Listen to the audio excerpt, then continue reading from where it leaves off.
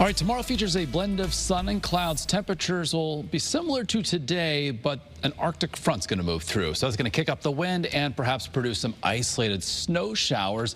In the wake of that front, Friday is a first alert weather day given the magnitude of the cold, the coldest air that we've experienced in 9 months.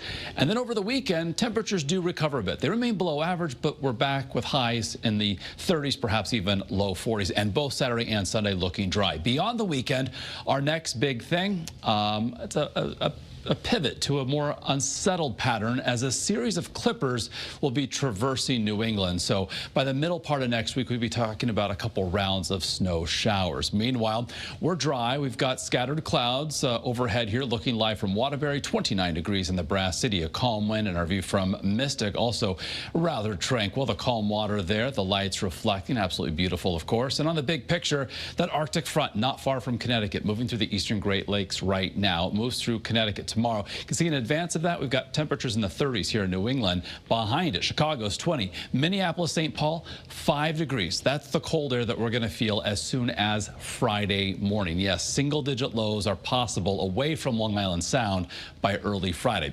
Tonight, by early tomorrow morning, we're in the low and mid-20s, inland mid and upper 20s along the shoreline under partly cloudy sky.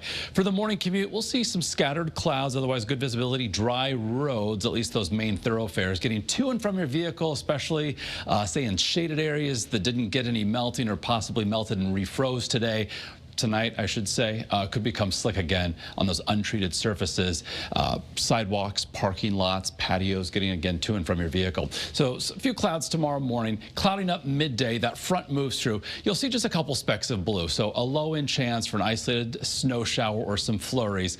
And then note those wind arrows up out of the northwest. That wind tomorrow kicking up mid-afternoon.